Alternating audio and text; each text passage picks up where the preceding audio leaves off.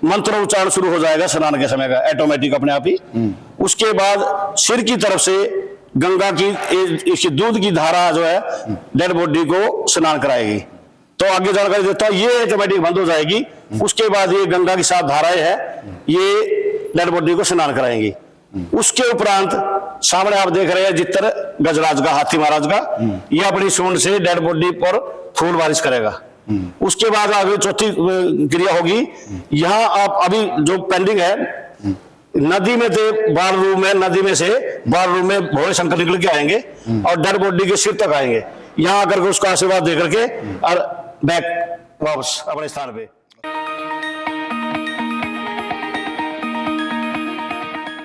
नमस्कार साथियों, मैं संजय गौतम नरवाना टोहाना की आवाज में आपका स्वागत है। और आज हम पहुंचे हैं कलायत की इस धरा पर, एक ऐसे जगह के दर्शन करवाना चाहते हैं जिसका नाम है रामबाग कलायत का स्वर्ग द्वार, जो एक इतिहास में बहुत ही अच्छे पार्क और अच्छी व्यवस्था के लिए बना है। और उसके जो संस्थापक हैं, जो उसके संचालक हैं, जो उस पर कार्यरत हैं, वो हमारे राधे श्याम भट्ट जी हैं, जिससे आज हम मिलवाना चाहते हैं आपसे। उनके कर कमलों द्वारा यहाँ पे एक अच्छा पार्क और अच्छी व्यवस्था जो बन पाई है, आज ऐसी शख्सियत से मिलवाना चाहते हैं जो एक 0 लेवल से लेके और एक हीरो लेवल तक बने हैं, और वो है राधे श्याम भट्ट जी। तो नमस्कार राधे श्याम जी। नमस्कार जी संजय जी, आपका स्वागत है हमारे चैनल पे। आपका भी। तो आज हम स्पेशल, हमारी जो टीम है वो आज स्पेशल आपके दर्शन के लिए आई है, जो ऐसी शख्सियत के दर्शन करवाए जाएं और सभी से परिचित करवाया जाए हमारे चैनल के माध्यम से। तो आप अपना परिचय दीजिए सबसे पहले तो हमारे दर्शकों को, और हमारे चैनल के माध्यम से सभी को बताइए कि अवगत कराइए। तो जी, मैं कलायत से नंबरदार राधे श्याम भट्ट, सोशल वर्कर, और इस संस्था रामबाग की जो बनी हुई है सोशल वेलफेयर सोसाइटी कलायत, उसका अध्यक्ष होने के नाते आज आपके सामने, आपके समक्ष प्रस्तुत हूं। आप जिस प्रकार की जानकारी चाहते हैं उसके लिए मैं जानकारी देने के लिए तैयार हूं जी। तो सबसे पहले तो अपनी एक जीवन की कथा बताइए हमें, जो कि एक 0 से और हीरो लेवल तक आज बने आप, कि एक छोटी सी लाइफ थी आपकी यंग एज में ही आपने इतने कारनामे कर दिए, इतने कारनामे कर दिए कि एक कलायत हलके में, पूरे कैथल डिस्ट्रिक्ट में, पूरे हरियाणा के अंदर एक पहचान बन गई आपकी। एक थोड़ी सी व्याख्या बताएंगे आप अपने जीवन के बारे में? पहचान के लिए मेरे प्रेरणा स्रोत रहा है मेरे दादाजी बालमकंद भट्ट जी। बालमकंद का भट्ट का जीवन सदैव ही सोशल कार्यों के अंदर निकला है। यहाँ का कपिल मुनि का तीर्थ, कपिल मुनि का मंदिर, इसके निर्माण में उनकी अहम भूमिका रही है। आज से करीब 65-70 साल पहले मंदिर के निर्माण के लिए, तीर्थ के विकास के लिए उन्होंने डोर टू डोर, दुकान टू दुकान घंटी बजा करके इसके निर्माण के लिए पैसे इकट्ठे करके, और आज जो इसका सौंदर्यीकरण है और जिस स्थिति में कपिल मुनि का मंदिर और तीर्थ है वो आपके सामने प्रस्तुत है जी। और उस समय जिस टाइम तैयार हुआ था, पूर्व प्रधानमंत्री गुलजार नंदा जी यहाँ आकर के इस कार्य की देखरेख के लिए उनको जिम्मेवारी सौंपने की कोशिश की थी, लेकिन उन्होंने बनाने की जिम्मेवारी तो ले ली थी, लेकिन आगे चलाने के लिए वो उन्होंने मंजूर नहीं किया। वे चलाने का काम तो किसी और योग्य आदमी को ही दिया जाए, उन्होंने यहाँ पर अपना त्याग दिखाया था। तो उनसे प्रेरणा लेकर के मैं भी अपना बचपन, स्कूल का टाइम, शिक्षा का टाइम जो रहा है सोशल वर्क में रहा है, तो उसी से प्रेरणा लेते हुए पढ़ाई के बाद मैंने कमाने का काम, जो घर में दुकान का काम चलाया था, वो भी बखूबी एक छोटी सी दुकान चलाई है।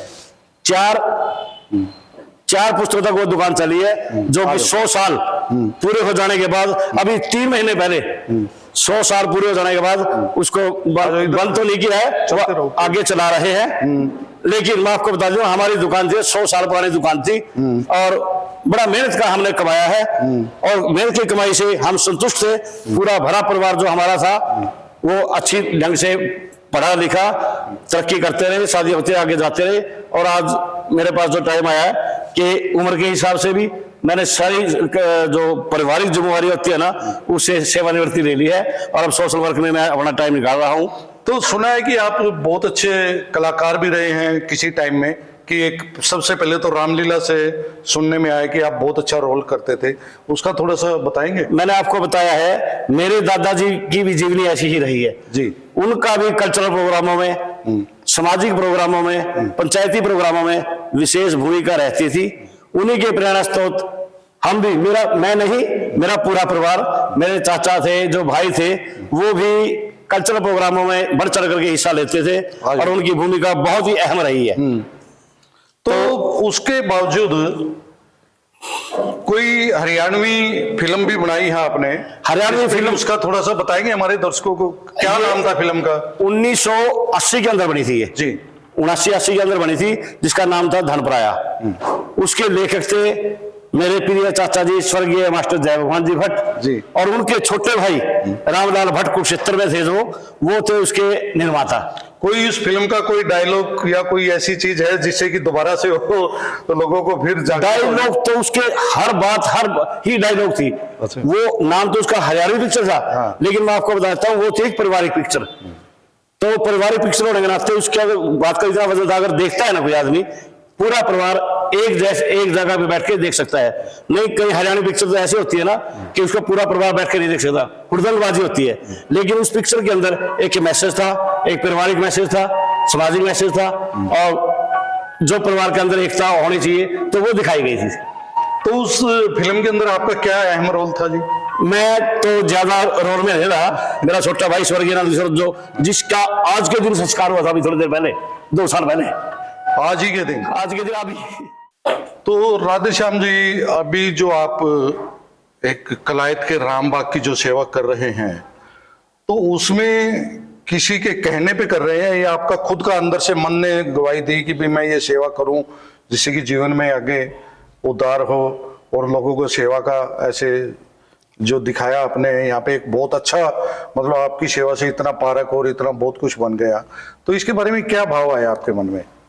जो कि इंसान के कमाने की उम्र होती है ना, वो मैंने पूरी उम्र कमाने के बाद एक अच्छी सोच आगे आई, ये कमाई तो यही खत्म हो जाने वाली है जो हम कमाते हैं, और वो कमाई करने की इच्छा जागृत हुई जो आगे काम आए।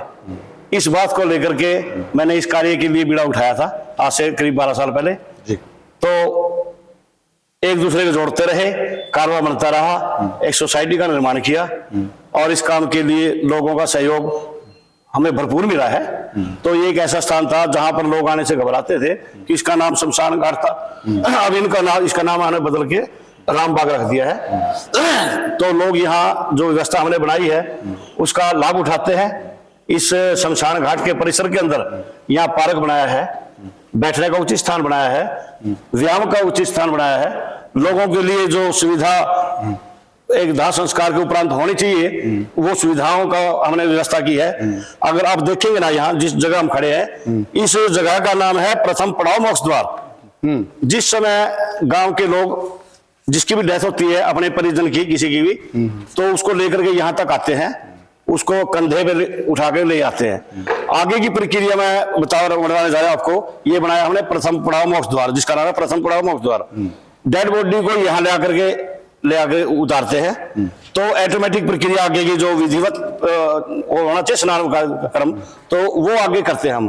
पहली क्रिया होती है कि मंत्र उच्चारण शुरू हो जाएगा स्नान के समय का, ऑटोमेटिक अपने आप ही। उसके बाद सिर की तरफ से गंगा की दूध की धारा जो है डेड बॉडी को स्नान कराएगी। तो आगे जानकारी देता हूं, ये ऑटोमेटिक बंद हो जाएगी। उसके बाद ये गंगा की 7 धाराएं है, ये डेड बॉडी को स्नान कराएंगी। उसके उपरांत सामने आप देख रहे हैं जित्र गजराज का, हाथी महाराज का, ये अपनी सूंड से डेड बॉडी पर फूल बारिश करेगा। उसके बाद आगे चौथी क्रिया होगी, यहाँ आप अभी जो पेंडिंग है, नदी में थे बाल रूम में, नदी में से बाल रूम में भोले शंकर निकल के आएंगे और डेड बॉडी के सिर तक आएंगे, यहाँ आकर के उसका आशीर्वाद दे करके और बैक वापस अपने स्थान पे। अच्छा, तो वो कहाँ पे है, कहाँ पे बनेगा जी वो? ये इसमें नदी में निकलेंगे, अच्छा, बाथरूम में, और यहाँ तक आएंगे बाथरूम में। तो स्नान ये इसके डेड बॉडी को आगे सिर की आशीर्वाद देकर के और बैक अपने स्थान पे। फिर जो परिक्रमा होती है, जल परिक्रमा, उसके बाद वो होगी। तत्पश्चात डेड बॉडी संस्कार के लिए आगे दाह संस्कार स्थल जो बना है वहां तक ले जाएंगे। लेकिन वहां तक भी अब कंधे मिल जाएगी बॉडी, अब हमने एक बहुत सुंदर पालकी बनाएंगे, बहुत सुंदर, अति सुंदर। उसके बड़े टायरों वाले पहिए होंगे। एक ऐसी मान्यता हमारा है भाई, डेड बॉडी को कंधा देने से पुण्य की प्राप्ति होती है जी। तो वो सबको उपलब्ध हो। डेड बॉडी जैसे उसके अंदर रखेंगे तो उसको हर एक आदमी आस्ता आस्ता हाथ लगा करके वहां तक ले जाएगा जी। आगे की प्रक्रिया मैं वहां आपको जाकर के समझाऊंगा। और ये देवताओं का सानिध्य है, भोले शंकर का स्थान है, कामधेनु गाय हैं, ये वैतरणी नदी पार करने के ये लिए। क्या है जो पृथ्वी लोक दिखा रखा है आपने? ये जहां से इंसान आता है पृथ्वी लोक से, ये सारा चित्र दिखाया पृथ्वी लोक का। जनता है, खेती है, स्कूल है, कारखाने हैं, कमाने खाने मजदूरी है, सब कुछ दिखाया इसके अंदर। और जाएगा इंसान कहाँ, वो आप। और ये इस साइड में आपने स्वर्ग लोक दिखाया है। इंसान जाएगा कहाँ? अच्छा। जाएगा स्वर्ग लोक में।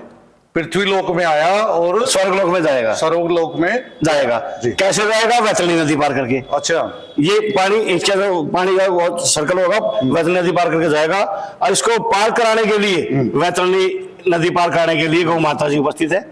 गंगा ने आना था, भगीरथ ने पाना था, भगीरथ जी महाराज उपस्थित है। इसके बाद ये वो लेखा जोखा अधिकारी, अच्छा। ये चित्रगुप्त जी, चित्रगुप्त जी, चित्रगुप्त जी बैठे हैं। उसके बाद वो महाकाल जी बैठे हैं, जो यहाँ तक लेके आते हैं उनको। और बीच में आपको एक बात और बताता हूँ जी, कृपया इस तरफ ध्यान करें। हमारी ऐसी मान्यता है कि शरीर त्यागने के बाद उसी टाइम दूसरी किसी योनि में जन्म ले लेता है इंसान। आप ऊपर देखेंगे, शिशु अवतार जन्म ले रहा है। हमने इन चित्रों के माध्यम से एक दिमागी रूप से अगले को, जिसका परिजन का कोई सदस्य गया है, तो उसको शांति मिले और उसके मन को शांति मिले कि हमारा जाने वाला जो पर्सन व्यक्ति है, जो परिवार का, वो सम्मानित तरीके से आगे गया है और उसका स्वर्ग में वास हो चुका है। हमने अपनी तरफ से इसके दर्शाने की कोशिश की है। तो ये तो है प्रथम पड़ाव जी। आगे हम दिखाते हैं। तो यहाँ पे सुना है कि एक मतलब भोलेनाथ की बहुत बड़ी विशाल मूर्ति है जो अपने आप में एक अच्छा मैसेज देती है। जी जी। और श्रावण मास महीने में लोग यहाँ पे आते हैं, काफी शूटिंग वगैरह भी करते हैं और काफी मतलब इनका क्या महत्व है यहाँ पे? महत्व है संजय जी, मैं आपको बताता हूँ। इसका विशेष महत्व है कि शमशान के अंदर भोले शंकर संहारकर्ता के रूप में उपस्थित है। संहारकर्ता है ना, जो भोले शंकर भगवान है, उनकी उपस्थिति यहाँ रहती है और कल्याणकारी अपनी दृष्टि इसके ऊपर डाल करके आगे कल्याण करते हैं वो। इसलिए शमशान के अंदर शमशान का देवता भोले शंकर भगवान को मानता है। और यहाँ पे ये क्या स्तंभ ऐसे क्या बनाया गया है नया, इसका क्या वो है जी? दूसरा कारण यह है कि यहाँ संहारकर्ता के रूप में तो शिव जी भगवान है। हाँ जी। और गांव की सुरक्षा के लिए कोई ओपरी चीज या कोई भूत प्रेत जैसे लोगों में जैसे मानता है ना, गांव के किसी सदस्य को, गांव में किसी घर को कोई तंग ना करे, उसको कंट्रोल रखने के लिए कहता है बालाजी भगवान, उसको काबू यही रखने के लिए ये हनुमान जी की पंचमुखी मूर्ति अभी बुधवार को 3 दिन बाद आप आएंगे ना, तो यहाँ आपको स्थापित मिलेगी बड़ा डेकोरेटिव। यहाँ पे पंचमुखी हनुमान जी विराजमान होंगे। हाँ, जो पीछे चित्र वैकल्पिक तौर पे दिखा रखा है ना, अच्छा, उसके ऊपर फिट हो, जैसे भोले शंकर बैठे हैं ना, जैसे भोलेनाथ जी हैं, तो ऐसे ही यहाँ पे मतलब भोलेनाथ जी की मूर्ति स्थापित। बिल्कुल बिल्कुल 21-22 फुट की मूर्ति है। अच्छा। जैसे भोले शंकर की इससे तो ये किसके कर कमलों द्वारा बनाई जा रही है? ये दानवीर के नहीं दानवीरों के या कोई सरकार का इसमें नो सहयोग? सरकार का सहयोग तो ब्लॉक लगाना या पानी की व्यवस्था करा दी या साइड वगैरह बनाना, अच्छा, सौंदर्यीकरण है सभी दानवीर सज्जनों के माध्यम से। जो आपकी कमेटी, आप लोगों ने कमेटी बनाई हुई है, उन्हीं के कर कमलों द्वारा बनाया जाता है। उन्हीं के कर कमलों द्वारा सहयोग रहा है, सहयोग रहा है। तो इसमें और भी कोई मतलब ऐसी सरकार की वो रही है जिससे कि भाई इसको इतना कुछ देख के कहीं से दान या कोई ऐसी डोनेशन या कहीं से ऐसा मिला है? सरकार का लाभ तो श्रीमान जी आप जानते हैं, लिया जाता है, दिया नहीं जाता। सरकार देती नहीं है, सरकार से लिया जाता है किसी माध्यम से जी। तो कोशिश करते रहते हैं बीच में वो भी सुविधा जो मिलती है और दूसरी चीजों के लिए मिलती है, सौंदर्यीकरण के लिए नहीं। और हमने एक और सुना है कि यहाँ पे कभी महाभारत काल के टाइम से कोई एक सुरंग या कोई गुफा का एक ऐसा है जो कि यहाँ पास के 2-3 गांव है, जिसे रामगढ़ पांडव कहते हैं, खरक पांडव कहते हैं। तो यही कभी हमने सुना है किसी से कि भाई पांडव आए थे तो यहाँ पे सुरंग जो बनाई थी उसमें रहे थे। उसका सुरंग के बारे में कुछ बताएंगे? यहाँ पे कहाँ पे है वो भी बताएंगे। पहले इस क्रिया को सारे को क्रियावंती करते हैं, ये जो बनाया है। अब दाह संस्कार का स्थल दिखाते हैं आपको कैसा बनाया। यहाँ पे वहां से डेड बॉडी लाने के बाद हमने देखिए ये बैठने के स्थान है सब लोगों की सुविधा के लिए, धूप के लिए बाहर बेंच रखे हैं, छाया के लिए अंदर है, ये इधर बेंच वगैरह रखे हैं। और एक शेड ऐसा आगे ही बहुत जल्दी ही बनने वाला है, क्योंकि 3 शेड है इधर से संस्कार के लिए, 3 ही सामने बैठने वाले के लिए हो जाएंगे। हाँ हाँ। तो आप इधर दिखाइए भाई जी, ये दाह संस्कार के जो स्थल बनाया ना, विश्राम स्थल, वो आपको बताता हूँ उसका महत्व क्या है उसका, हाँ। और कैसे होता है। ये देखो, यहाँ पे भी भोलेनाथ जी की फोटो लगी है। हाँ, हाँ, और यहाँ हाँ। पे भी एक स्थान इसमें बनाया एक गया मैसेज है। भी दिया परिवार को भी, समाज को भी, और मैसेज दिया है, हम छोड़ चले हैं इस दुनिया को, कभी याद आए तो मत रोना, आप निश्चिंत होकर सभी अपने घर जाए, क्योंकि हम सुरक्षित व सुंदर लोक में पहुंच चुके हैं। ये जो डेड बॉडी यहाँ रखी गई ना जाकर के, वहां से ला करके, वो डेड बॉडी जाने वाला व्यक्ति कहता है परिजनों को या जो साथ में आए उसको छोड़ने के लिए, वो कह रहे हैं कि हम छोड़ चले इस दुनिया को, कभी याद आए तो मत रोना, हम निश्चिंत होकर सभी अपने घरों को जाए, क्योंकि हम सुरक्षित व सुंदर लोग पहुंच चुके हैं। उनके परिजनों को मैसेज दे दिया, आप निश्चिंत आप जाइए, हम अपने स्थान में पहुंच गए, पहुंच गए। हाँ। ये उनको आत्मिक शांति के लिए उनको दे दिया है जी। हमने यहाँ तक ये लिखा है, संस्था की तरफ से हमने लिखा है। एक और बात कह रहे हैं, यहाँ तक पहुंचाने के लिए आप सभी का धन्यवाद, आगे का सफर हम स्वयं तय करेंगे, स्वयं तय करेंगे, ये डेड बॉडी कह रही है, ये लिखा है। उससे आगे हमने सोसाइटी की तरफ से लिखा है जी, सोसाइटी रामबाग पीड़ित परिवार के प्रति संवेदनाएं प्रकट करती है और दिवंगत आत्मा के कल्याण की कामना करती है। ये हमने अपनी सोसाइटी की तरफ से मैसेज उसके परिजनों को दिया है। इसके बाद डेड बॉडी को चिता में रखने के लिए यहाँ रखा जाता है, चिता में चिता लगाते हैं, फिर वो सारा जो कर्म होता है दाह संस्कार का वो किया जाता है। चलो, ये तो बहुत अच्छे आपने दिखाया हमें।